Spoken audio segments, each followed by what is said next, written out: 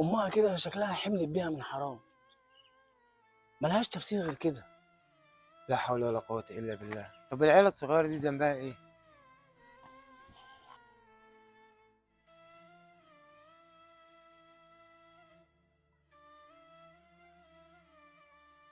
جميلة، يا بنتي يا جميلة رحت فين؟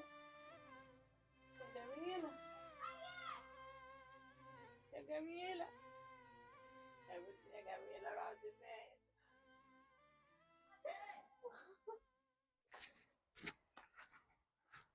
يا باشا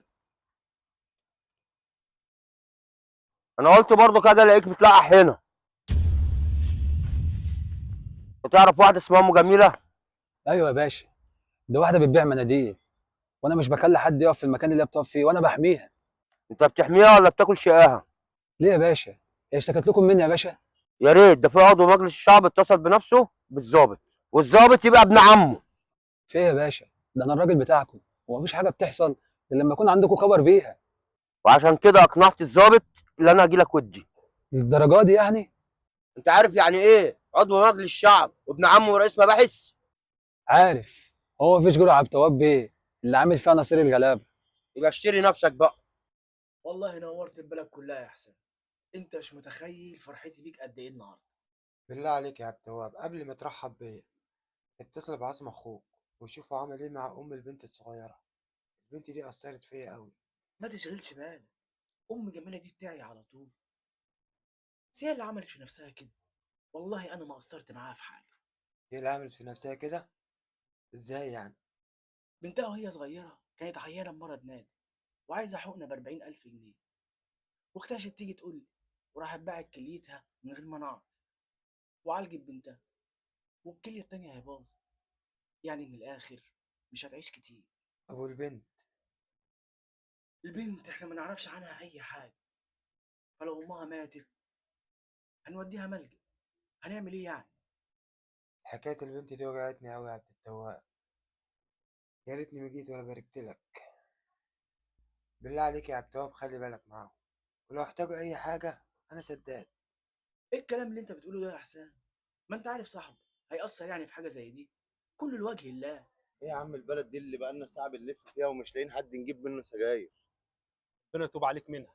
هي اصلا اللي بيبيعها حرام واللي بيشتريها حرام، وانت ممشيني معاك عشان تركبني في ذنوب. اقسم بالله ما بكذب عليكم ولا بشحت، بس في واحدة مريضة كلى ما خدتش علاج من امبارح، ونفسي اجيب لها العلاج، والفلوس اللي معايا مش مكملة.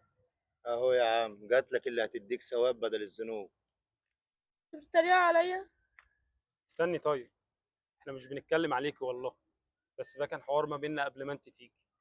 هي فين الست دي وانا هجيب لها العلاج كله على حسابي.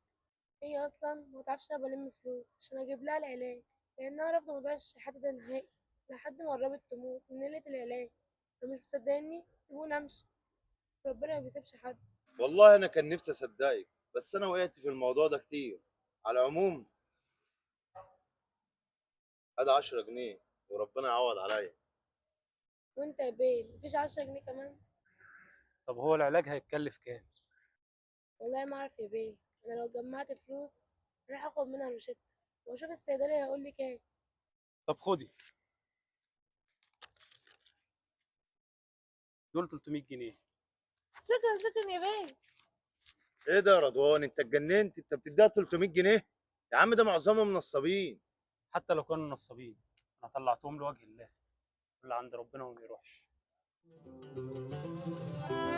لهيب النار في قلبي والليل عليا طال، عايش في جرحي لوحدي ما بقتش اشوف نهار. يا دنيا المر فيكي طعمه ولا الصبار، الملح ساكن جرحي والدمع في عيني نار.